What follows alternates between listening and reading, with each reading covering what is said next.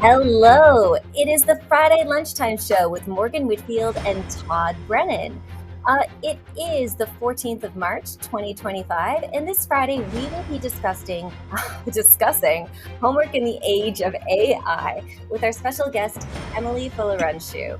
Please feel free to text in, listen, and enjoy the show.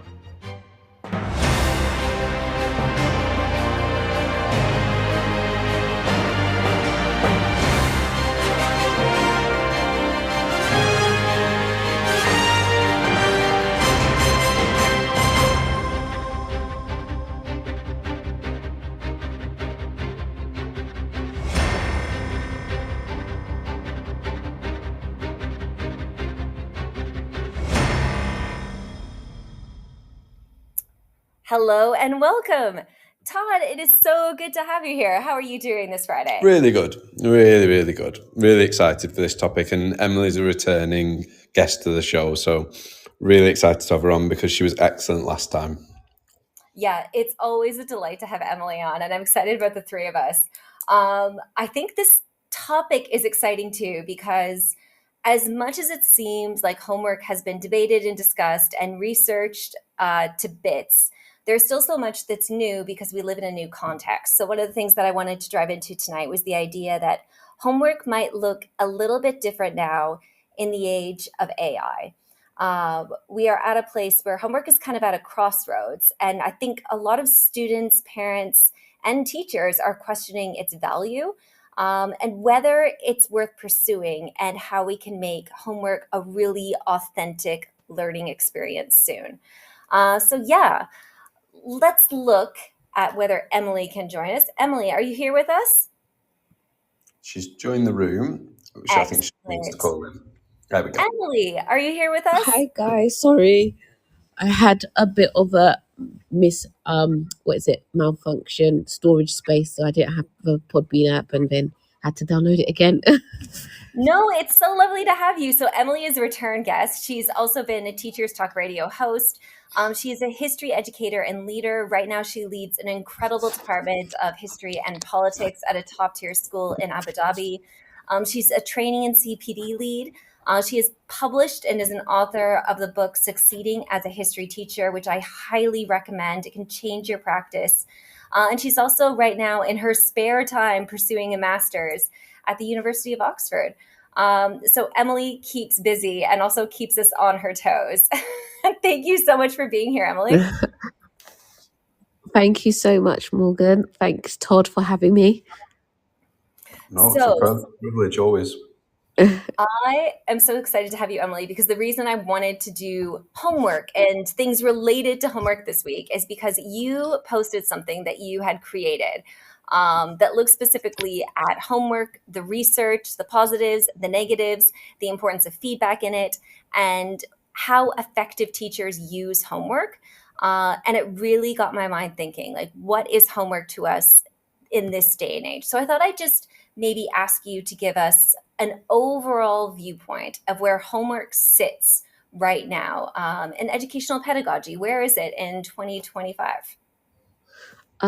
So basically, I started thinking, well, in 2025, you've got, AI, but I started my thinking around homework around 2021, 2022, because it just wasn't set. And it wasn't set because essentially teachers don't want to chase kids for homework because it just adds to workload. Nobody wants to go through that faff. So I started to think about why is homework useful, reflected on my own educational experiences, and also started to think about the systems to hold things in place. What I've, discovered in education is that you can come up with the ideas, but if the systems aren't in place to protect and to kind of, ensure that things are done, it's just not going to happen. So in my, so I started to put those systems in place in my school in the UK, whereby, they're not as privileged kids. So I tried to make it easier for them to do and easier for the staff within my department to ensure that it's done as well. But back then we didn't have the kind of the modern technology of AI now. So I think the issue now is about kids, using ChatGPT and using AI to help them. So how to differentiate between the use in AI and the real and students' real work and real input. Hmm. It's really funny when I look through some of the resources that you created that really looks at the power of homework. Um, there are some sources that say that students who are set regular homework by their teachers perform significantly better than those who are set it occasionally. The EEF has found that homework has a positive impact on average in secondary schools. And I think that there's this big difference between what homework means, how much of it is good, and when and what age it is set. Um, do you want to just kind of get into a little bit of that? What is good homework and when is it effective? So research talks about um, the kind of little but often theory. Also, the research shows that homework that is going to be checked and links to the current what students are currently learning as well. So the classwork is mostly effective. So, for example, I get more buy-in amongst kids with homework when I set an exam question because they know it's going to be marked. They're going to get feedback, and it goes into my mark book. That's with key stage 4 and 5. In terms of, I forgot to mention actually, my thinking about homework actually predates to. I wrote a case study for Kate Jones's book Retrieval Practice, and I so basically in the UK, primary school kids are set reading homework all the time, and I just remember looking at my brother because at that time, when I was a teacher in the UK, my brother was in year six. No, not year six, 5 or year six. So really young. He was in primary school, and I was a teacher. And he would sometimes have to read his book to me, and I have to sign it. I don't know if you guys remember that in terms of primary education in the UK. And then he'd give it to myself, or we'd give it to my mum, and we'd sign every time he reads. And I just thought, he's getting homework all the time and he's been held accountable by this kind of reading journal. And I thought, okay, started to do research in terms of parental involvement and also in terms of retrieval practice. And then I devised this quiz booklet whereby parents, parents have to quiz their kids all the time. Just about 5 questions minimum a week on history with the answers to kind of marry up, retrieval practice and parental involvement. And we actually saw increase in terms of our results. So I think, sorry guys, I'm just rambling here, but I think having those systems that ensure that the homework is done and it is meaningful enables homework to work essentially and makes it effective. Yeah. I think that's really key. There's something that you mentioned there that is actually pretty important. I think we all know that homework is pretty ineffective when you are very young. So, in elementary schools and primary schools, homework doesn't do that much or impact student learning, and that's been pretty consistent. And a lot of schools kind of follow the 10-minute rule. So, if you are in year 1, you get 10 minutes. If you're in year 6, you get 60 minutes. But that seems like a lot to me when I think about my own child who is in year 4. The idea that he would get 40 minutes of homework every single night seems like a lot when he has quite a full day. But I think there's something that you brought up there in parental engagement that is actually really important because homework tends to be really powerful when you have parents connected to it. So there was a study done by Epstein and Van Voris, and they looked at school and family and community partnerships. And the role of parental involvement is really key in homework. And it's a positive engagement that students can have with their parents that links them to the school. And it's also found that when it's done right, it significantly boosts student outcomes. So just like what you had when you had those revision little retrieval practice exercises for your students to take home as booklets for the parents, one of the things that I get quite a lot is I don't know what my child is learning in school. I don't feel like I'm involved Yeah. in it. And I think that Yeah. when you make Same. parents partners in homework, all of a sudden you have an ally to really help you. But we often miss out inviting parents in on this part of learning because we think we do the learning, the kids do it, and parents are just supervisors, when in fact we should really be asking them to be more involved. Yeah, I Yeah. definitely agree, and I saw that often in during Parents' Evening in the UK. I mention UK a lot because obviously there's contextual differences from the UK, and I'm currently in Abu Dhabi, and the students in that I teach currently are very well self motivated, and they don't have they've got the resources. So I had to do a lot in the UK where the kids weren't necessarily motivated, and whereby there was inequality in terms of them doing homework at home, and to get that parental buy-in in terms of those booklets, whereby the parents actually don't need to know anything. They just have the questions, they have the answers, so they don't actually need to know the history. And it's just a good way to actually just talk to your kid, you know, after school. So yeah, that was an interesting experience. That's really fascinating. Well, there was one thing that we've kind of raced ahead because as much as we're like, oh, homework's been talked about a lot, home learning has been talked about a lot, prep has been talked about a lot. We have these different names depending on the context when you do it, how we want to shape its language as a school. But I thought one of the questions I would start off with actually is just what's the best homework you have ever set? Emily, you've just given us one example, but I thought maybe you could Oh, give us another example of your favorite oh yeah. homework. Todd, you give us your favorite homework. Let's hear. What is the best homework you've ever set, and why was it amazing? Um, I'll start. Look, you Todd, you go first. Okay. So there's a few things of it that hopefully this exemplifies that I just pick up on. Um, I think homework should be really easy for the teacher, first of all. And that means in terms of giving it out and also in terms of taking it back in. And the work of BJ Fogg, I think, is important here. I don't know if you've read any of that or if you've read, what's the book on habits? Oh my gosh, my brain on a Friday. Anyway, things like homework should be very, very simple. Should be almost embarrassing to have not at least have done it. So my golden rule has always been: can it be done on the bus when they remember they've got it? Um, and so that was kind of my start point. So what I used to use was an app called Memrise, and I used to use it for key terms revision and key quotes revision for GCSE, and I found that really, really effective. Really easy for me to check, embarrassing for the students to have not done because it was so simple. It was just something on their phone, as I say, on the way into school. And most buses in the UK where this was set have Wi-Fi, particularly in the southeast. So no excuses. You do have a phone because you get it out in the corridor and I take it off you. And I know you have Wi-Fi because you're on the bus.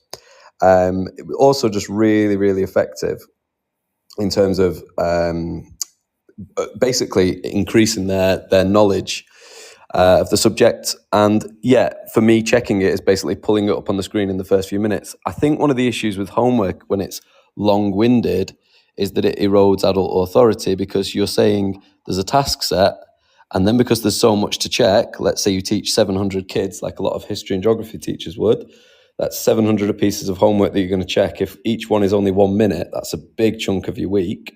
So I'm a firm believer in it should be just something that you can check at the start of a lesson, and it takes you maybe 30 seconds to check the whole class maximum. So that one was one that I felt was really effective.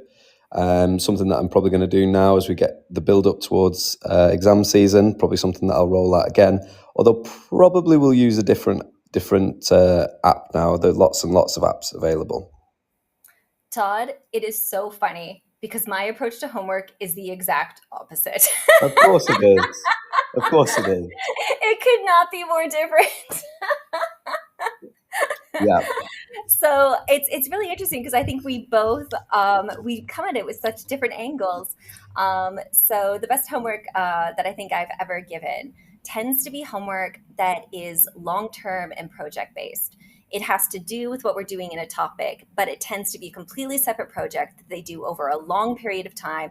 Because I am a geography or humanities teacher, I don't like checking homework and trying to chase it up when I only have the kids 2 or 3 times a week.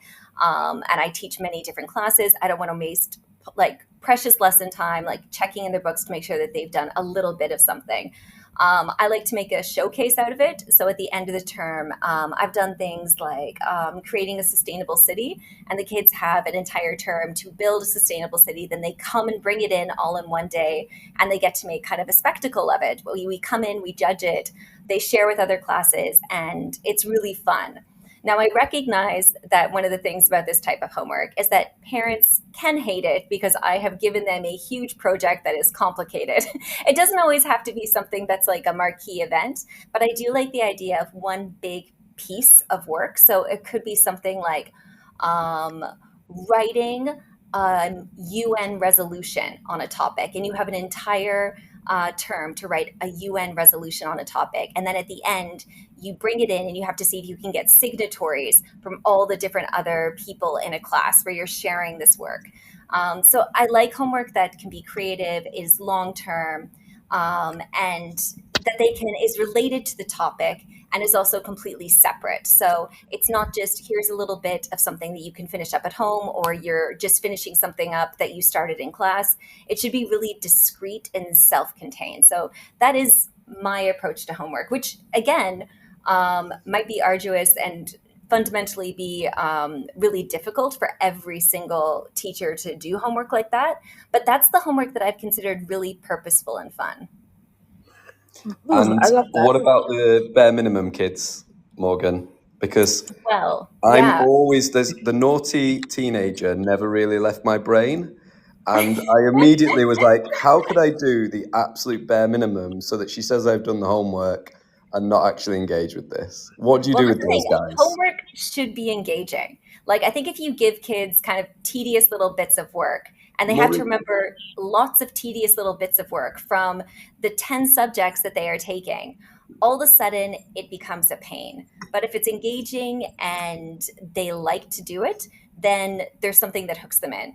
There's also the point that if you're giving big projects like that, it's only effective if you do regular check ins and you actually have benchmarks for students to meet. If you don't have that throughout, then what you get is somebody like procrastinating for an entire term, and then the week before telling their mom and dad, oh, I'm having trouble with this, or asking the teacher at lunchtime, oh, I'm going to do this, or the day of, you just have kids that show up with nothing. So it does require a lot of being proactive and giving the scaffolds ahead of time and ensuring that students are kind of completing the frameworks that are needed to go along, which is why it's nice if you have like an online platform, whether you're using Teams or Classroom, whatever it is, to have students hand in or show you snapshots of where they are at.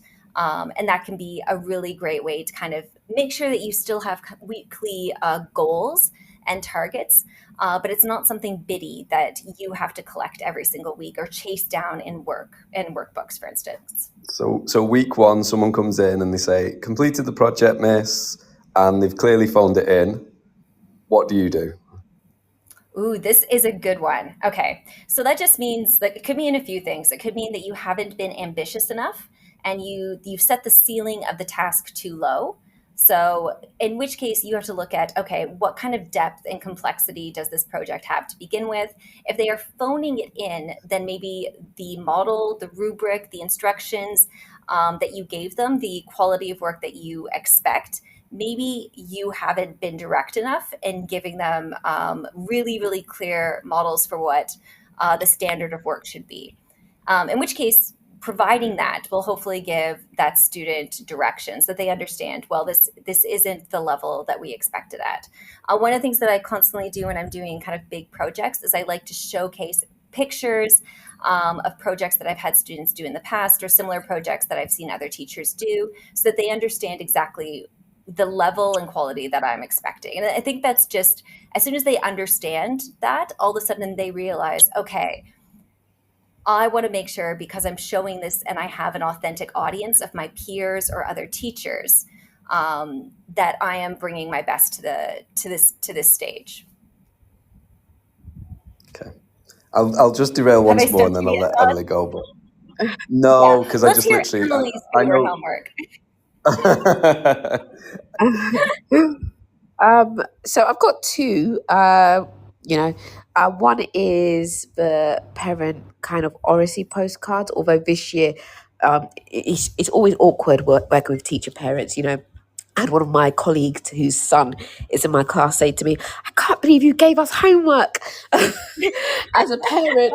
Um, so that was interesting. But my favourite actually has been that, especially in the context of the UK, because as I mentioned before, just getting students and their parents talking about history. And I shared it on my LinkedIn. One of my favourites was from a parent.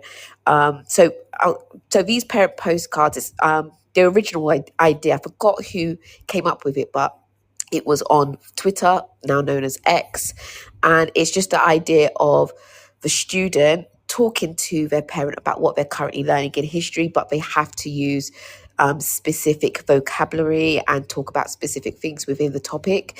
And then the parent writes down what they've learned and they tick off each word that their child uses. So it's a good way to, get a conversation going, but as well as develop oracy at home, and not just in class. And in this, the parent said, yes, as an African born woman who has lived in London, I wasn't familiar with the history of London or any of its past rulers. And then she goes on to say that she found it interesting, essentially. And just the feedback that I got from parents within in terms of that task was just amazing. However, it was a bit awkward as well because obviously not all students have a positive relationship with their parents. So I could tell, and I said, okay, just speak to your peer about it. And then, yeah, so that was kind of one weakness of that task. And then my second favorite homework actually was my time in Dubai, where I got similar to you, Morgan, about project work. We were looking at medieval England, but to tie it to kind of, Islamic histories, they had to create a treasure box of what they found, of what made Islamic Baghdad, special. So, and it was tying into Islamic inventors in the Islamic Golden Age. And in their treasure box, they put things such as a camera, medicine, just like the medicine packet, not actually, medicine inside, and explained how, without those things that we have today, how they link to the Islamic inventors. So that was a really interesting thing. And I really liked it because I had an email back from a parent who said, thank you so much for doing this. I took my son to Sharjah because in Sharjah there's a museum of of the history of Islam and the history of the Islamic inventors. So the fact that it got, students into the museum, into like exploring history of their faith as well was it was actually just magical to see, to be fair. So yeah. I think these are brilliant because I've seen your parent postcards and they are so cool. It's just a postcard that's like a history learning postcard. How well could your child explain what they've been learning about the Islamic Golden Age? And then you have a list of keywords on the side that kids could use so that it's easy for parents to say, oh, are they hitting these more points? You have like connective words like furthermore, moreover, consequently that parents can use. And plus, I love this. On the postcard itself, you have like a QR code that goes to a year 7 example about what this would look like. And then it's so easy because so many parents feel like, well, I'm not a subject expert. I have no idea anything about the Islamic Golden Age, or I don't know anything about Mughal India. So they don't feel like they can give any feedback or know if what their child is telling them is correct or incorrect or address any misconceptions or misinformation. So it's really nice that you actually put in examples that parents can then judge, oh, is my student, is my child actually able to speak about this knowledgeably and accurately? So I love that it's oracy. I love that it's a postcard. I love that it gets parents involved. And it's just a really clever tool that seems exactly how homework should be utilized to kind of to cement a lot of the communication between home and school, and also to consolidate learning that students have in class. So yeah, I think this is a really, really clever idea. You're always full of clever ideas, Emily.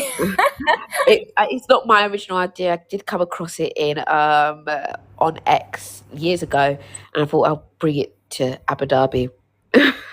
You should definitely take credit for it.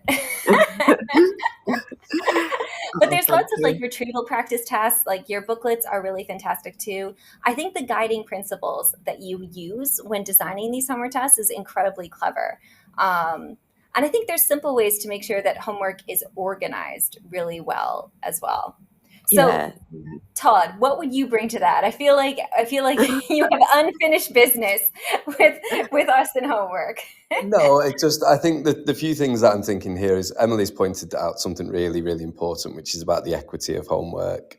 Because some parents can't read, for instance, that's unfortunately is quite common in the UK, more than I think we'd expect. And obviously, in this international context that we're all in at the moment, parents might not read the language of the subject. They might not speak the language even of that subject. So there is an important equity issue there that Emily's touched on. That was one thing I was thinking through that. And it's just interesting, obviously there's lots of fantastic things that have happened through the type of homework that you guys have set. And that is superb. It really is. It just wouldn't be how I would choose to do it. I personally wouldn't want to set those extended project things for a whole host of reasons. But you've just described some fantastic opportunities that have arisen from them, some fantastic conversations that have happened of them. So it's not. I'm not poo-pooing the idea at all. I was just intrigued, Morgan, as to what you do in those situations. It's worth saying I was a person who worked out that it would take me less time to sit the detention for homework than to actually do the homework. So at school myself, I only completed one homework, which was a project-based homework. You'll be pleased to know the teacher asked us to bring in something that represented God to us. And I thought, well, I'll just bring in an empty shoebox and say that I'm an atheist. And I don't even think I was, particularly at the time. But, I would have been a kid who just would not, I would have been the kid I was describing who would just go, no, I'll take the detention.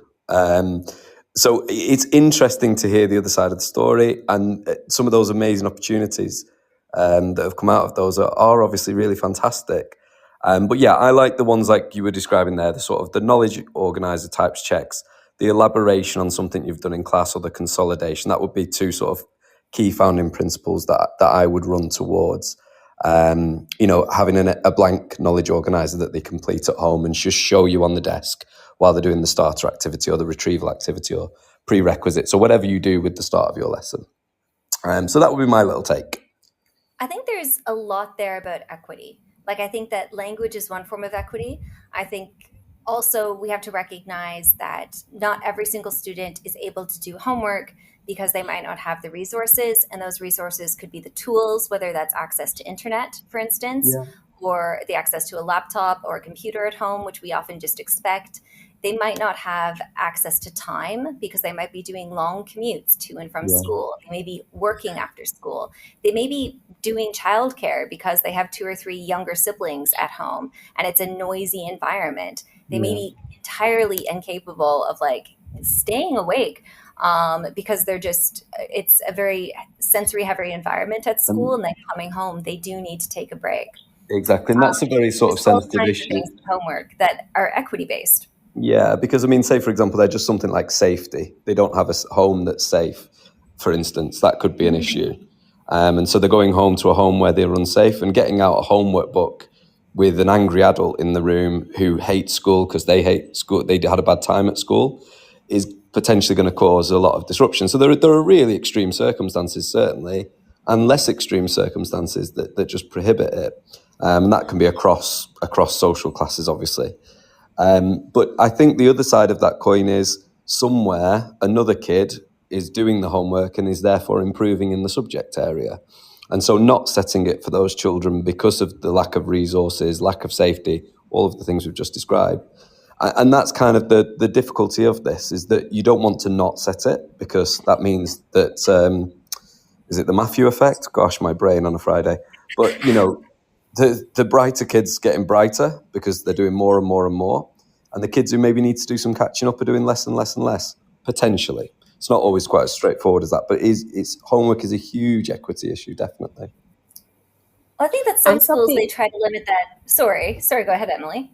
I know something that Todd mentioned that gave me an idea is he mentioned about how some parents can't read or understand English, and in the context of the UAE, there's some parents that don't understand English and they speak mostly Arabic. And and when he mentioned that, he gave me the idea of um, pushing the Arabic students and even maybe the non-Arabic students to, even when they next year for the parent oracy cards, to present in Arabic, because I don't know if you guys are aware of the new KHDA framework and goal for, I think they've got schools in Dubai have got like 3 years to get prepared, but they're pushing for more Arabic to be taught in schools in Dubai. I'm not too sure about Abu Dhabi as of yet, but KHDA put that out, I think, this week. So they're pushing for more Arabic, but in terms of the language, to be in schools. So I think that could be a way in order to get the Arabic speaking pupils, especially the Arabic speaking parents, engaged in terms of what their child is doing if they don't understand English. So thought I'd just share that as I was listening to That's Todd nice. talk Yeah. about that. And that's the other issue is that obviously then it's about, so you would go away then and presumably with someone from the Arabic team make those and change those, and that's, Emily, we often talk about butterflies and hornets, that Joe Kirby, and Oh I've no, forgotten no, I the wouldn't. the I updated. wouldn't change it into Arabic, the language. No, Just them going to speak in. No, them speaking in I see Arabic. what you mean. Yeah. But that just triggered me to think of the other issue, the thorny issue here, which is then what return on time invested teachers get. Because, for instance, everything I just mentioned, schools in the UK certainly, then they offer things like homework club to compensate for that. So for this potential gain of homework that we've talked about at the start, the research sort of support, there's then teachers have to market 1 minute per student, 700 minutes roughly for non-core subjects. And then some kids need support, let's say 10%, just to pluck roughly pupil premium figures out. So 70 kids now need supervision after school. How many nights a week? And so there's all these unintended consequences on and on and on and on. But yeah, absolutely. There's always opportunities as well as costs. And that one there is a fantastic opportunity for some schools to say, why not speak in your first language, in your home language about this matter? That's a fantastic opportunity. I'm having like a lot of thoughts. My head is just kind of spinning because there is a lot to unpack there. I think the equity point about not all students being able to do it, that's a really powerful point. And so my immediate gut reaction is, well, we don't mark homework. Like we make it just an effort grade, for instance, or it's just about completion. Even completion and following up, that takes time. There are kids that put lots of time and effort into it, and a huge part of homework, if we want to make it good, is that we want to be able to give feedback on it. So it shouldn't just be a tick box exercise. It should be something that is a dialogue. So there's a lot there. At the same time, I'm coming from a really different context because I'm in Southeast Asia. And what I find here is that there's a huge parental demand for homework. Homework is seen as something that is necessary for a student to do well. And not only is there demand for more homework, we also have parents that are taking their students to after school tutoring centers for 3 or 4 hours a night after they're done school. And it doesn't necessarily mean that these tutoring centers are doing anything special. It just is crunching through material and practicing until they have nailed down a certain bit of content. And it is this kind of, it's not working smart, it's working hard, but the expectation for homework and that kind of work is there, which again is linked back to something that we haven't addressed yet, but is a huge part of the homework debate, which is just simply the fact that homework is stressful, it causes anxiety, it can be detrimental to well-being, and is linked to things like sleep deprivation. So homework, really tricky. There could be some positive outcomes, but there is all these unintended consequences that go out in every single direction, whether for parents, students, or teachers. So with that being said, homework, good or bad? I think we're going to take a short break and then we will see if we can untangle some of this large homework mess. Can we come back to this Southeast Asia issue as well, Morgan? Because that's really interesting what you just said there. Yes, definitely. Okay, a word from our sponsors. Meet 2025 BET Award winner Kialo EDU. the 100% free tool for thoughtful, inclusive classroom discussion. On Kialo, students contribute instantly and simultaneously to create an interactive map of a discussion, deepening their subject knowledge and enhancing their critical thinking skills. Set tasks, track participation, and provide personalized feedback in just a few clicks. And since it's compatible with all your favorite LMS platforms, it slots seamlessly into your existing workflow. Over 1 million educators and students are already using Kialo to make the world a more thoughtful place. Join them today at kialo-edu.com. This show is brought to you in partnership with John Catt Educational, publishers of professional development books and resources that support great teaching and learning in schools around the world. Don't miss out. Level up your professional development today and visit johncattbookshop.com to explore the full range of titles. Use the code JCTTR2425 for 20% off your order. Happy reading. And we are back. Okay, Todd, why don't you start us off?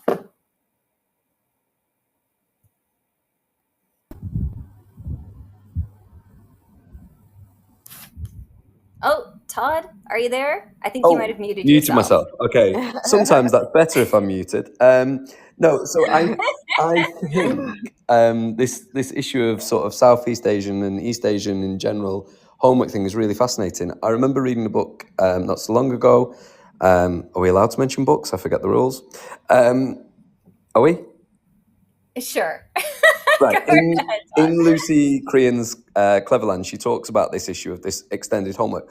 And I don't remember if it's covered in the book, but what exactly are they doing? Because I'm going to take a real stab in the dark here and guess that it's not unseen poetry analysis. I'm just going to guess that it's probably predominantly maths and science. And so what's interesting to me there is, if that is the case, that this is the work that's considered valuable, and the work that's considered sort of worth practicing, well, the data kind of backs that up, right? That there's a real top performance in that area with maths, with sciences. So are we perhaps not the subjects that should be setting homework? Are we perhaps doing homework incorrectly?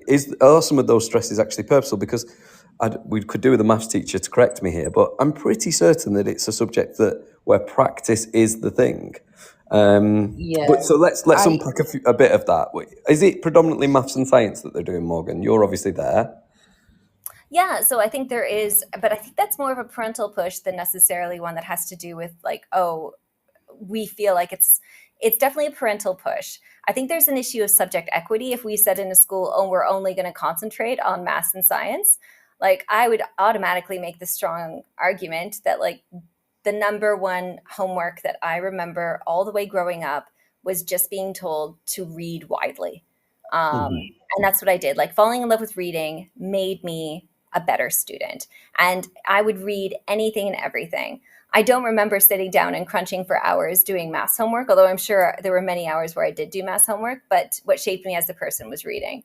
So I think it's really hard to say, oh, like we should have a certain subjects be given kind of dominance or given priority. If you are an artist, there are going to be those kids that want to spend hours and hours and hours after school because it is their place of happiness and joy and development to be painting with oils. So it's really, really tricky. It goes back to the heart of what is the purpose of homework. What is it to drive a student's organizational skills, to help them consolidate knowledge that they're going to be tested on? Is it to make sure that in the subjects where they need the most practice, they're given time to do the most practice? And I think that's what I'm getting at, is it almost that some subjects need more time, or is it that, as you've sort of hinted at there, it's a cultural expectation that we as a culture value these subjects more? Or are those the subjects where practice is actually more productive? And that might be pure happenstance that they happen to have focused on the subjects where it's more productive to do more. But But yeah, almost certainly, very, very few parents, I would imagine, are sending their children in the evening to, read some Keats, I would guess. Do you know what's funny, Emily? In Canada, well, in the Ontario curriculum, history is considered one of the more important subjects. So you Oh actually take wow. more history and are expected to do more history than geography, for instance. It's Oh definitely wow. given, like, you have to study it to a higher level. It's considered more important. It's related to our citizenship classes. So I think that we have this idea that math and science is ubiquitously more valuable. But that's not a universal that's Yeah. not a Oh universal wow. thing. And so I was shocked when history and the humanities in general are given such short shrift in the British curriculum. So it is a really interesting point that maybe we have to look at where we're spending our time. I've been at schools where we've had prep, and that kind of fixes some of the issues of equity. If everyone is staying for an hour after school and it's very assigned, like on these days, every other week on a Thursday, you have art homework. Then 2 days a week, you have English homework. One day a week, you have math homework. And then you have science every other week. Like, it's very, like, what each year group is doing for their homework. And it was assigned separately and it was organized quite clearly. And you had teachers that were around that during that time to support students. And it was really powerful. The homework was meant to be self-completed within the hour of prep that was after school that it was designated. It was really organized. So this is a really efficient, and then within the school day time with teacher support. But this was a school that could afford to do that designed its school day around this idea, that we use the hour at the end of the day for this type of consolidation, of school learning. So I would say that even on top of that, kids did work, but for the most part, for Key Stage 3, especially this, I found this to be pretty effective, although not necessarily the most creative. It's kind of soul deadening to sit at the end of the day and watch kids for an hour just kind of bow down their heads and get on with work. Thoughts, Todd? You would enjoy Oh, that, Emily? What do you think? I wanted to kind of go back to what you said about the intention of homework, because the kind of aims I have for homework in history specifically differ from key stage. So, for example, there's more creative tasks and more engaging tasks in my key stage 3 kind of homework than my key stage 4 and 5, because with key stage 3 I want them to fall in love with history, and Yeah. engage with history, and know more and feel inspired, whereas my key stage 4 and 5, I've got you now.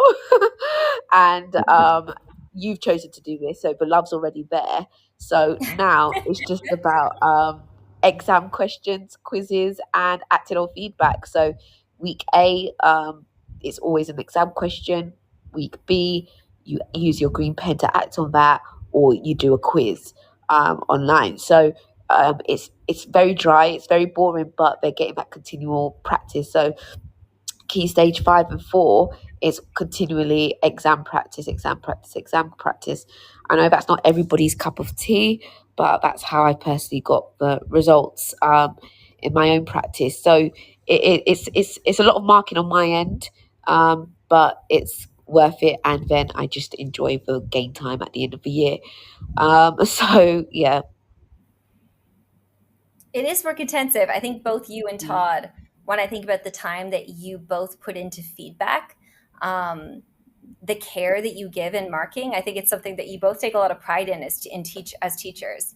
But it is really, really intensive. And I think that's the other thing. There's questions about, well, how work intensive should homework be? And are we getting bang for our buck if we're investing a lot of time marking it? I think Yeah. routine, both you and Todd have spoken about the importance of having a routine so that students expect it and there's a regular rhythm to homework, and that makes it really impactful as well. Yeah. yeah, and I think obviously the feedback is dependent on the effort in, isn't it? I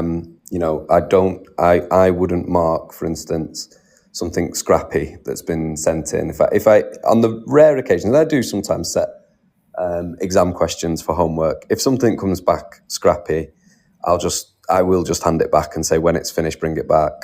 Because I'm not going to, if something was a 30, 40-minute task and it's clearly been done in about 6, I'm not going to give you my time, because it's probably linked to actually what we'll talk about in a minute with AI. But if this isn't you at your best, or you're at your current state, the best you could give me at that time period, then it's not actually worth me marking, because you're not going to learn anything from it. And I'm just going to spend, well, I'm quite quick with marking, but let's say I'm going to spend 3 to 5 maximum minutes marking this. And I could do other things. I could make a coffee.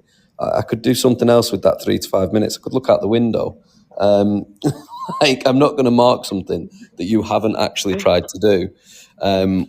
So yeah, I do think that's important as well, that the teachers have some sort of standard with what they're expecting, as you alluded to earlier, Morgan.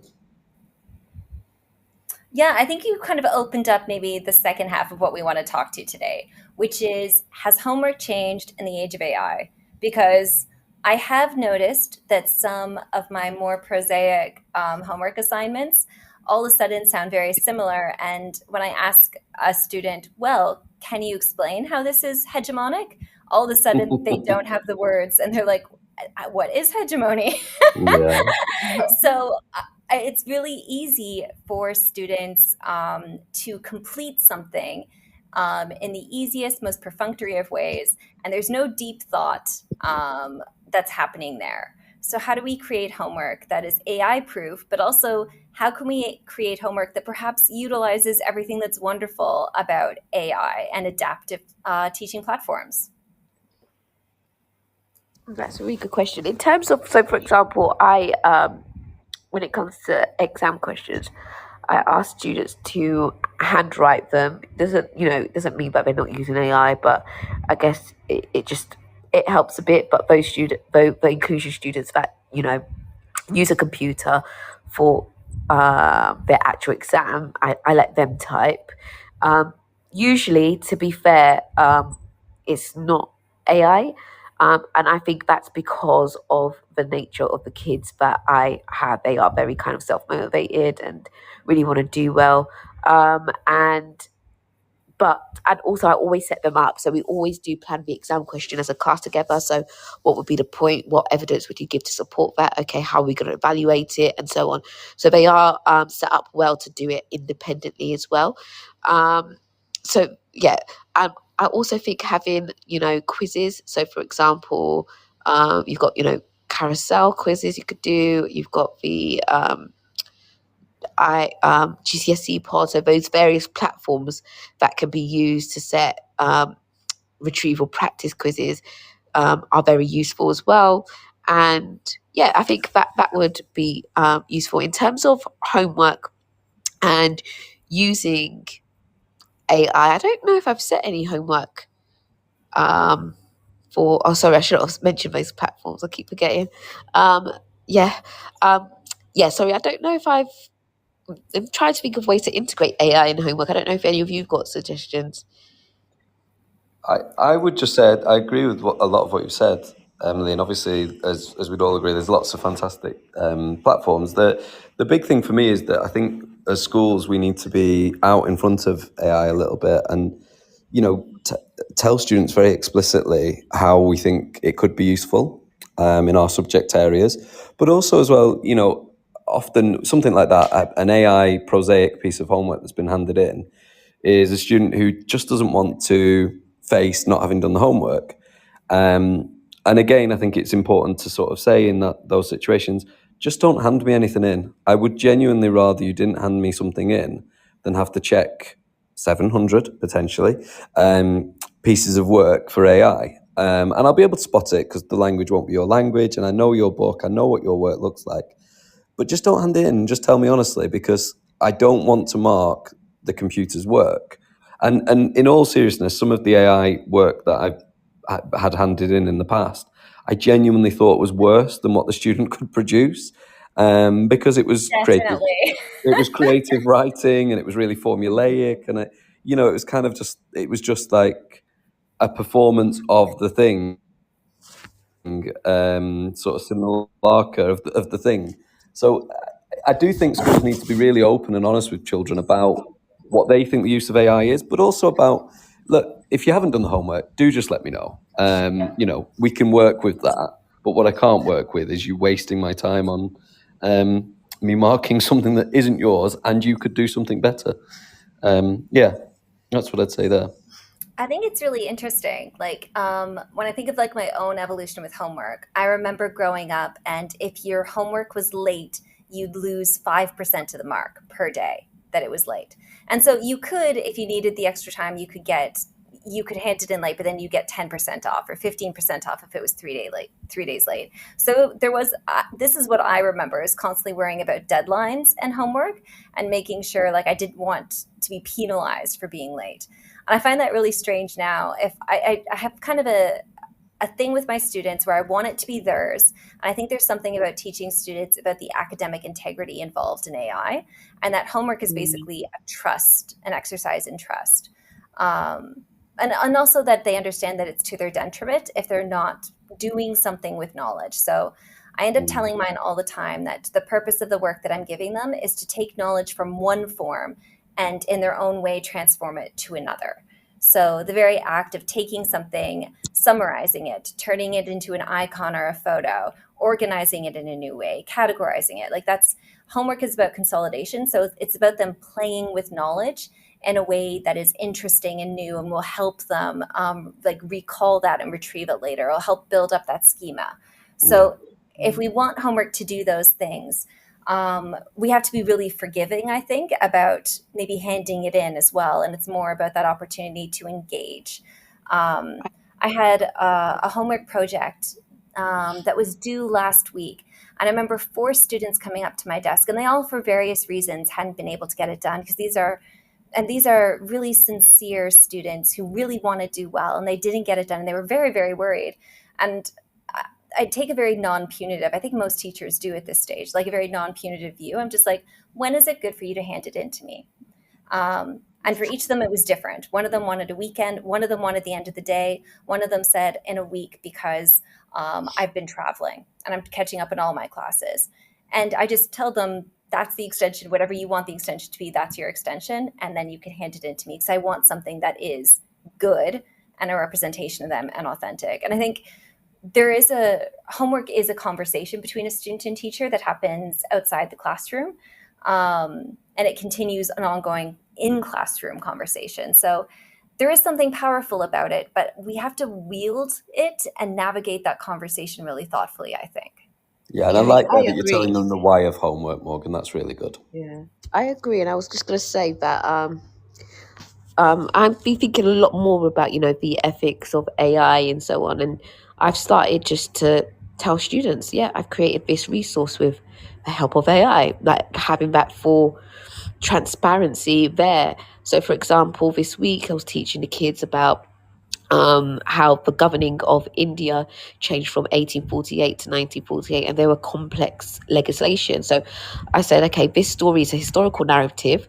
What I did is I scanned the textbook, the chapter of the textbook that you're using, and I asked ChatGPT to create a historical narrative for a 16-year-old to understand the changes of governing. So I feel like what I'm trying to do is just try to become transparent with what resources I've used AI for and how I've used AI as well.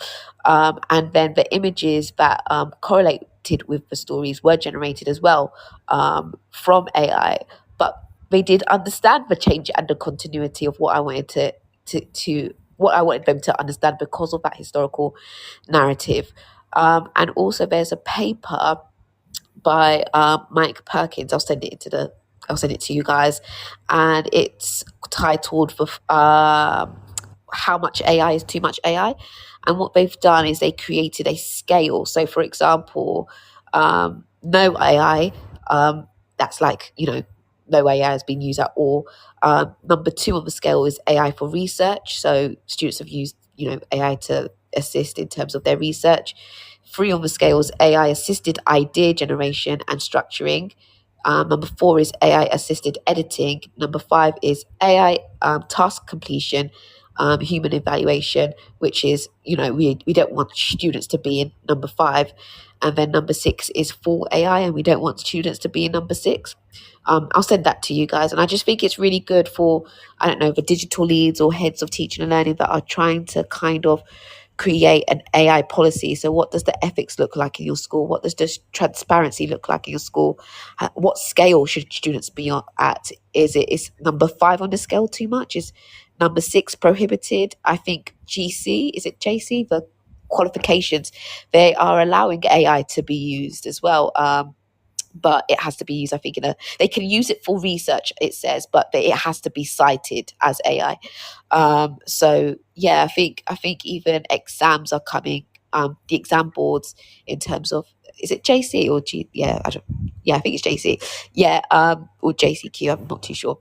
But yeah, that's what I'm trying to say. So they're even trying to get students to be transparent in their use of AI, and they allow AI to be used for research, but it has to be cited, and they have to also put evidence in terms of what prompts were included. I know this because the head of sixth form did an assembly on this week. It's really funny though. AI is one of those things, I think, because it's the Wild West as well. Um, Homework is like this and AI is like this, but what we want ideally are whole school approaches. So it doesn't mean you have to be prescriptive and say that homework has to be done this way throughout the entire school. And these are our expectations for exactly what homework is. Because, like I mentioned before, I've worked in a school where we had very discrete tasks that you had to finish within 45 minutes after school every day, and it was set like that. Um, and it can be quite prescriptive. But at the same time, you want consistency for students across many different subjects, and consistency in how a teacher collects homework, how it is tracked, how much is given, which year groups are getting it, which subjects. There's a lot there that, in terms of a whole school approach to homework, you kind of want to all be on the same page so you're not overwhelming or confusing students and parents. Yeah. And And if teachers. I have and teachers, and if I have different expectations for AI and homework, for instance, than another teacher, or I have different homework expectations, like together, even the three of us who are really enthusiastic teachers, we talk about vastly different approaches to homework. And imagine what it would be like if we were all working in the same department. How would we all decide on a way that we would consistently have homework across our department? So just throwing that out there, what are the general principles or guidelines that schools should decide upon, so that they're all on the same page when it comes to homework? I think it should be very, very subject specific. So for example, art, might use a lot of like hands-on learning and whatever, but it's not necessarily something that is needed in history per se. So I think it's for the subject specialists to kind of decide what homework tasks, what thinking needs to occur that would best kind of maximize the cognitive processes that students need to engage with in order to be better disciplinary thinkers for that thinkers, I should say, for that subject. So it should be. I'm very kind of against, not against whole school policies, but whole school. There should be a whole school policy, but then the subject leads along with the department need to kind of think about what does that look like within our subject. So I guess I know what it looks like in history, but I don't know per se what it would look like in geography, if that makes sense. I think we've just talked about this before, the idea of like there should be a lot of departmental autonomy. I think we all agree in the power of our discipline. We've talked about that a lot. I'm definitely a proponent of that. It just resonates with me so strongly. It's interesting. I was having a discussion with a colleague earlier this week, and she was talking about how she set homework and she uses an online platform, and it's incredibly consistent. And the students have pre-reading that they do. There's quizzes on it. It's self-marking, and it's what she uses to basically do homework and mark it for her, mark it for her students, and they get instantaneous feedback. And she's like, that is my homework. It's easy and it does work for me. The students are able to engage with it, and then I get a lot of data from it. So she's kind of said, like, this is a fantastic tool. Maybe we should use it more school wide. I had to agree. I actually tried it out this week, and I was like, this could solve a problem, but I need to like see how it works for my subject. That was my first thought, was like, it seems to work in her subject. Will it work the same in mine? And will it get me the results that I need? And I think that's the thing. You can share best practice and ideas, but it's really hard to say this is the way homework should be across an entire school, because our subjects are so different, and the learning and the way it happens in each subject is so different, and the skills and how they're practiced is really different, and the feedback necessary is so different. Definitely. I do And think. also, I was also going to say, sorry, that also people's like working rhythms are quite different as well. So although these key stage 3 booklets are set for every student, my team members, we all have a different rhythm of working. So some of us like to check it weekly.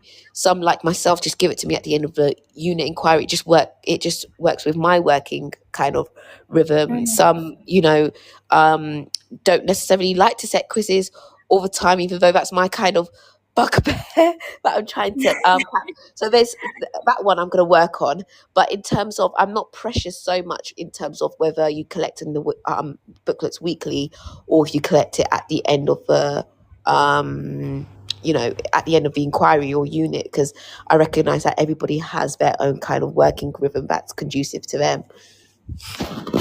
That's so true. Sorry, Todd, what were you going to say too? No, I was going to say, I do think that you do need some whole school element. I think you've alluded to that. I mean, I think you have to backwards plan from a realistic point of view of what a child's life might look like.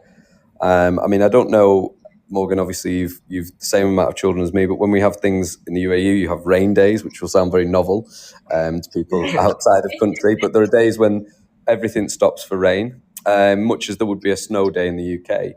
And on those days, to be perfectly honest, as a parent, I made and probably would continue to make the judgment call that very minimal amount of work is what I want for my children. I want them to go out and enjoy something and experience something. And I do think schools, it's important that they backwards plan from what they think a child's evening might roughly look like. So, if the school day is 7 till 3:40, roughly speaking, the child might need to get up at 5 a.m. to get ready, 5:30 possibly. The child that lives the furthest away, let's say, has a 45, 50-minute commute. So they're going to need to get up around 5:30. They probably then get home, if the day finishes at 3:30, probably get home about 5 p.m., maybe 4:30, 4:40 if they're lucky. So then you're looking at around 3, maximum 4 hours in the evening. Let's say an hour for dinner, an hour and a half for a sports club, allowing for a bit of a commute to that sports club. So you're looking at about 6 hours available in a week for a child, and then that leaves them then with their weekend, obviously. So then we've got 12 subjects. Okay, so each one of those, let's say, just wants half an hour, and we're going to say the child doesn't need to do anything at the weekend to do school. So every evening there's an hour of prep, an hour of homework, whatever the school decides to call it. And then is that the life that we want for the child? Does that sound right? Are we okay with that? Are we in partnership with the parents there? I was going to say, just to, I don't know, different views here. I like how you're thinking about well-being, and I think that's very contextual to the UAE, and I definitely agree with the UAE. But my kids that I taught in the UK, primarily I use homework to create that sort of kind of discipline, because they just lacked discipline. They really did lack discipline. Some of them were, if I was to be really polite, just passive. If I was to be quite straightforward, just very lazy. So I literally set homework as a way to for character training, in all honesty, and yeah, obviously giving them kind of conducive deadline. So I'm not asking for things like on the next day. Sometimes I would ask Key Stage 5 things for the next day simply because they weren't using their free periods well, and they'll be in a common room Yeah, talking instead of yeah, it's a working. bit different. Yeah, Yeah, and if it's like a 10 marker, only need 10 minutes to do that. So I want it in the next day.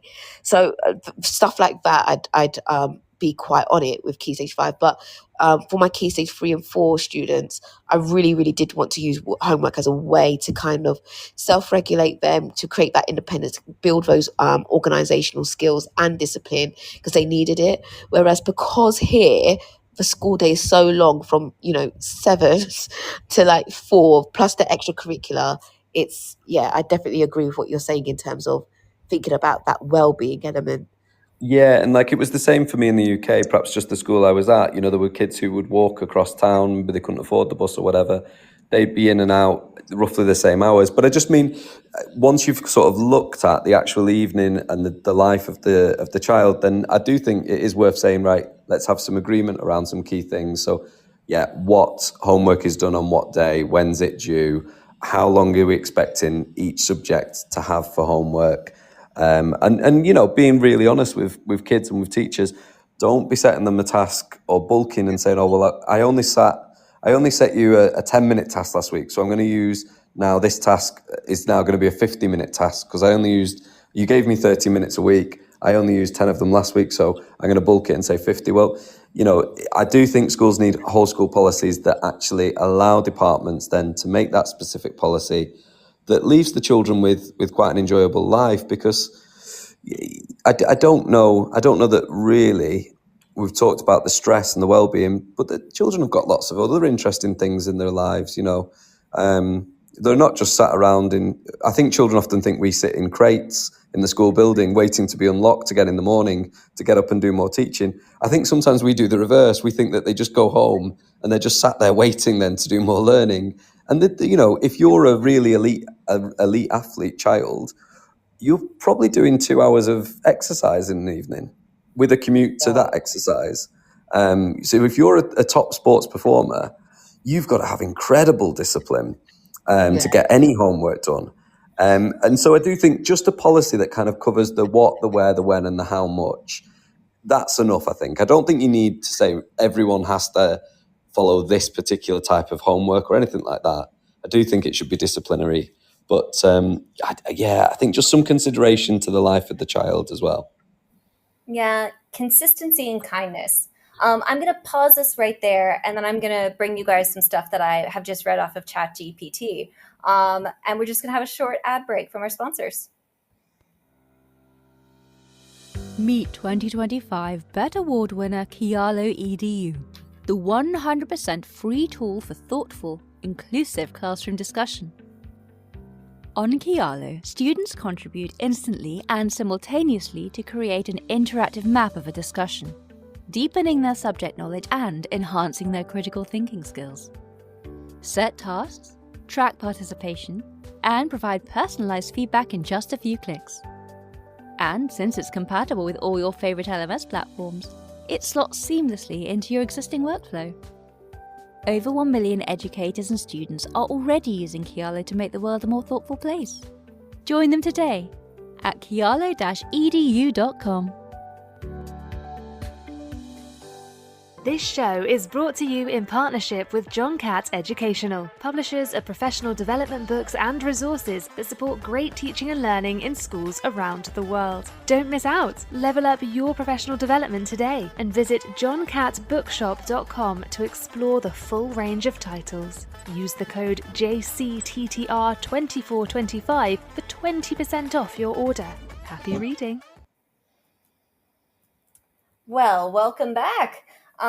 We are talking about homework, the good, the bad, and the ugly. And I was inspired enough to actually Google this earlier. I was looking at, what are the advantages of homework? And this is what I got. Number 1, reinforces learning. Number 2 and 3 surprised me. So number 2 is it promotes time management. So one of the things that is huge about homework in terms of an advantage is that it encourages students to learn to manage their time effectively and balance multiple assignments. And number 3, it improves study habits. So 2 and 3 improves study habits and time management. So it's really talking about, well, this is how we build self-regulation skills, how we teach students to balance responsibilities, basically, how to work independently, how to prioritize. So these are more, yeah, again, these are important skills, but I'm not sure if the bang is worth the buck here. The other things in terms of advantages of homework that made the top 5 is enhances academic achievement. I would argue only if the quality of that homework is high and the impact is as it intended. And the 5th one is that it is a parental involvement, a communication tool. So I was actually surprised by these top 5 advantages of homework, that 2 of them would really be about, well, we want our students to actually understand how to organize their life outside school. And when you hear Todd's story about the very real life of student athletes, or a student who is involved in drama productions, students that do extra tutoring every single day, students who have real lives and families that they want to spend time with outside school, homework and the stress and anxiety it might bring on, is that worth or packing the punch in terms of saying, well, this is an organizational skill that all students might have. We've talked a little bit and eaten around the edges of talking about well-being. Todd and I were just speaking earlier about the idea of, well, if we're punishing students for not doing homework, that's kind of horrible. And it doesn't necessarily accomplish what's. Todd, do you want to kind of share what you were talking about earlier? The off-air conversation? Yes, the off-air conversation. Guide me a little bit, because I don't know which bit you want me to relay, and I need to check I'm okay to relay. Go on. I think you were saying, like, you had, as a kid, you had homework detention that was 2 Yeah. hours long. Okay, this, Homework yeah. takes So 6 hours I a week. thought I'd said this before. Yeah, it was. I think, can't remember if it was an hour or 2 hours, but on the very first day, I spotted that the flaw in the system was that it took far longer to do the homework than to just sit the detention. So every Friday, I turned up for a detention for homework. I think throughout the entirety of my 5 years at school, I turned up and I wrote out something about dentistry for 5 years. And I just thought, well, that's much easier than doing all this excess homework. And as I said, yeah, I think I did say this story before, so it's fine. But there was one homework I did where we had to bring something that represented our belief in God for RE, religious education. And I brought in an empty shoebox. I'd happened to have bought some football boots a few nights before, and I saw it and smiled and thought, that'll do. I'll bring that in. So that was about the only homework I can remember doing. Now, listen, memory plays tricks. I might have done a bit more than I remember. Maybe I didn't do the homework detention each week, but I certainly wasn't going to stop. You were talking about engaging projects. I was never given at school, and can't think of one now, a project that was more engaging than playing football with my friends at the park for 5 hours. I don't think I can think of a project now that would engage me more than that. So I do think, I think sometimes the reason that I always go with something that's minimal, almost commute in and out of school completion type of task, is because I do think children's lives are very busy, and we love our subject, and amazing things can happen. But I'm just not. I remain a tad unconvinced that that there's a project better than football or something else that the child loves. Is It's that just what you something. wanted me to relay? Well, I think it's just interesting because I think we are products of our own education. So, because I came through on the Canadian curriculum, in the Ontario curriculum, we had something in every single course that we took called an ISU, or an independent study unit, where it was an open-ended kind of question where we got to kind of choose the research that we wanted to do. It would be worth about 30% of our mark in that course, and I loved it. There was so much freedom. They were kind of the highlight of the course. And that's what you spent a lot of time developing, were these kind of long-term projects.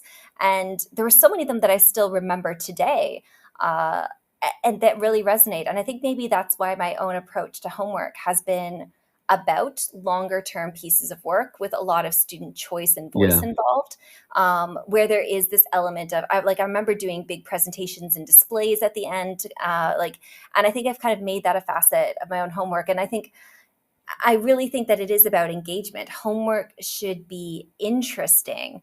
One of the things that I like to do on parents' evenings is I always have a handout that I give to parents on parents' evening that says, if you want to do more in the subject, do this. And so they're really simple things for parents to do at home. So I started off as simple as make sure that there's a map or a globe in your child's room and make sure that you test them with it. So just play around with a map or a globe. It's amazing how much fun they are. I give them geography games. I give them National Geographic like links, podcasts that they can watch, different things depending on the stage in year group that a student is in. But this isn't homework. This is enrichment and extension. And just having that to say, this is something that I think would capture your child's curiosity. This is something you can do to make the news and current affairs more alive in your home.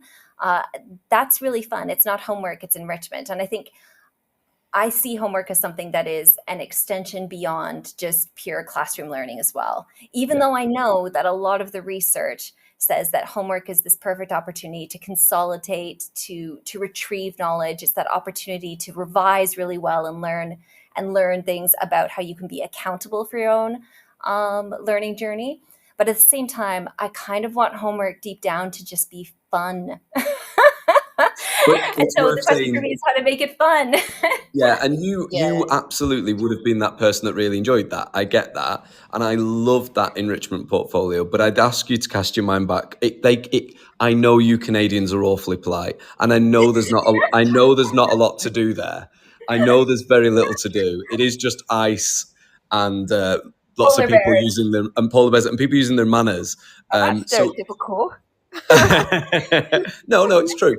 But there must have been someone who wasn't doing it. But I do love that idea of an enrichment portfolio for a department. I think that's absolutely amazing, because it's a classic parents' evening question, isn't it? What can they do to get better in your subject? So preempting that and having some ways in which to enrich your knowledge in that subject is definitely worthwhile. But I don't believe everyone did it. Surely someone was playing ice hockey. Surely. No. It's not like an idyllic thing. And I know that homework is, I really do believe that sometimes students, they fall in love with subjects. And so they want to do homework in those subjects. Definitely. And then there are subjects that they need to do homework in because there's unfinished learning, because there's lack of prior knowledge, there's misconceptions, they're not making progress that they are. And homework is seen as this way to catch students up. And my question is this: is homework the best way to catch students up? Because I think there's something that happens where we have a parents' evening where a student is not making progress and we're like, well, you need to make your student do this, this, and this at home. I've given them a stack of past papers, and now it's really on them. Can I talk briefly about my experience with homework? So I am better with words, so I was good at languages, anything essay-based subjects.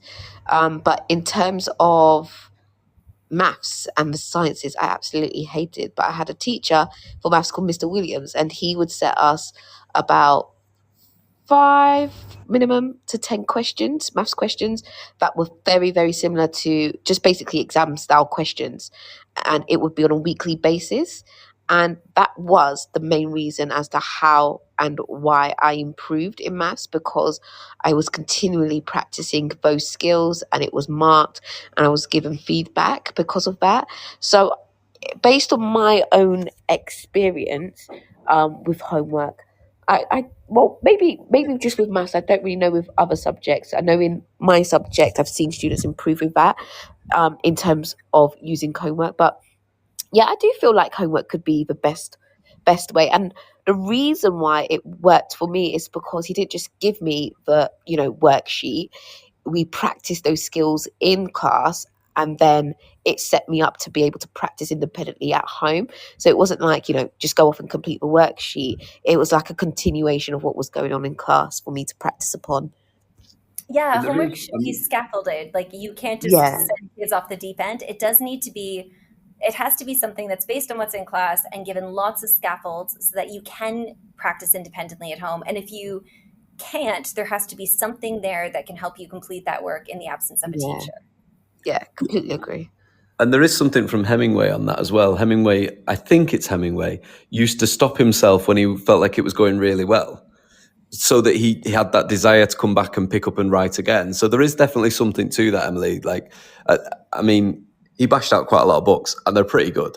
So there's definitely something that's obviously anecdotal and not particularly scientific, but there is something about having the child finish off something that they feel really passionate about, or rehearse something that they've already done in class, and have that feeling, that good feeling of, I'm getting this. Let me just do a bit more to keep that memory It's funny.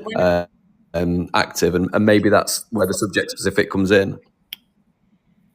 Yeah. It's funny. I was just Morgan. talking to my head of science at my school, and I was asking her, I'm like, well, what's the simplest way to keep like homework that's good homework? And she said, you assign homework at the beginning of a lesson. And I think that's really epically perfect advice. Homework should be so pre-planned, and you set it not at the end of the lesson when everyone's rushing out the door, but it's pre-planned. It's the kids write it down and they know what to expect at the beginning of the lesson. So it's this culmination, or this thing that's a discrete task that builds on what you're going to be doing in that lesson that day. And simply flipping around that narrative, so that homework is this like goal for something for you to independently practice after we do this in class, I think is a really great idea. Agreed. Yeah. Definitely. I'm just going to have one more word from our sponsors, and then I thought that we could just have some closing thoughts about homework of all things. So you have a minute in your homework is to think about homework. Meet 2025 BET Award winner Kialo EDU, the 100% free tool for thoughtful, inclusive classroom discussion. On Kialo, students contribute instantly and simultaneously to create an interactive map of a discussion, deepening their subject knowledge and enhancing their critical thinking skills. Set tasks, track participation, and provide personalized feedback in just a few clicks. And since it's compatible with all your favorite LMS platforms, it slots seamlessly into your existing workflow. Over 1 million educators and students are already using Kialo to make the world a more thoughtful place. Join them today at kialo-edu.com.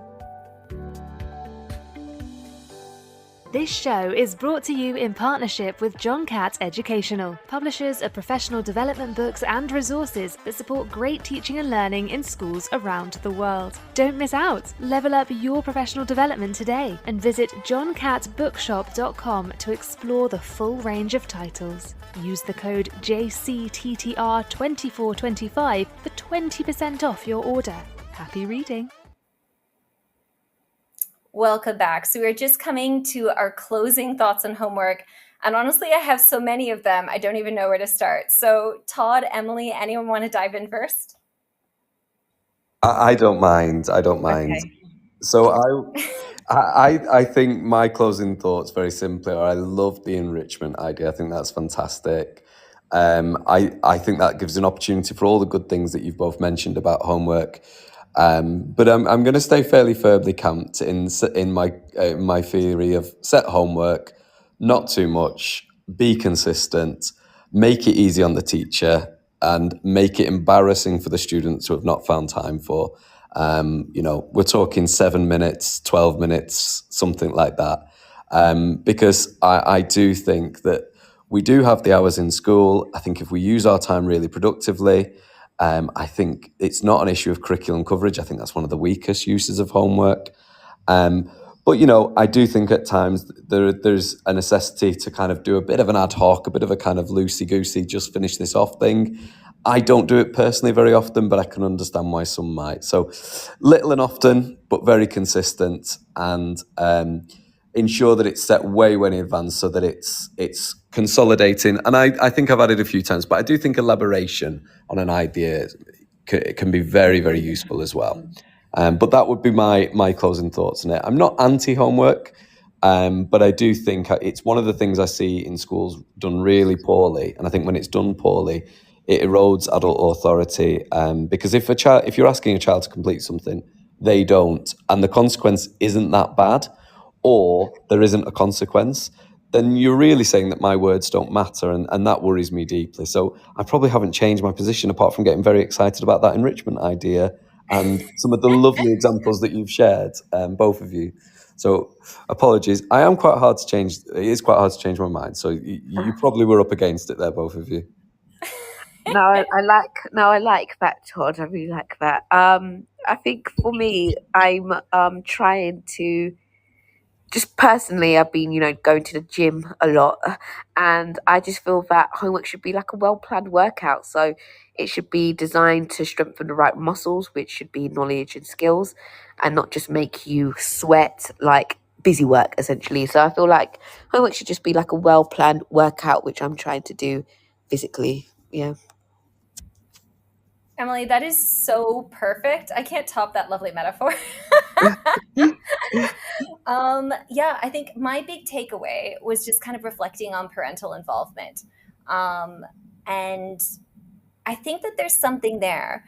Emily, your example of the Oracy postcard, like that really resonated with me because I like this idea that there's a pedagogical way that we bring parents in too.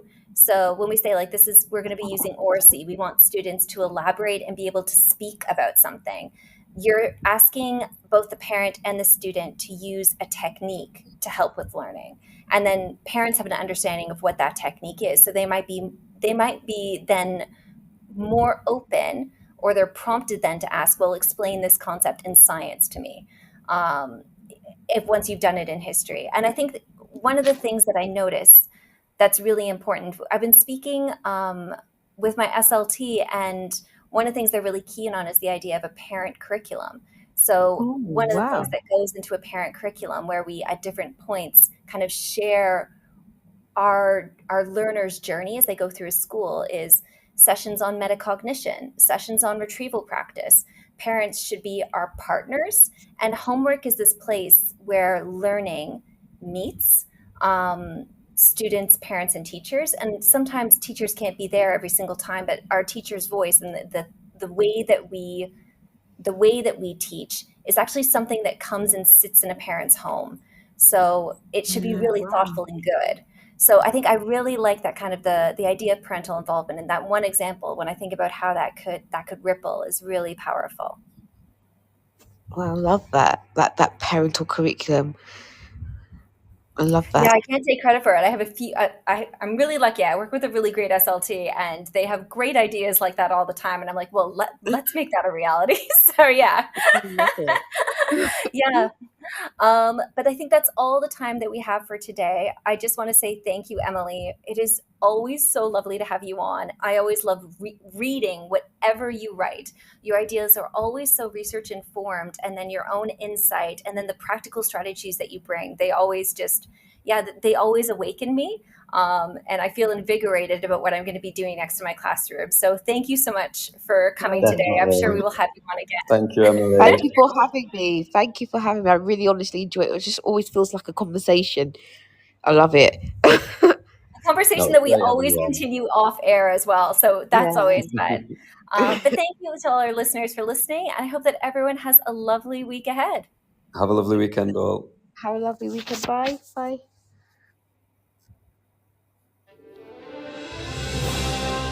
You've been listening to Teachers Talk Radio. Tune in live and listen back at ttradio.org. We look forward to hearing from you next time on Teachers Talk Radio.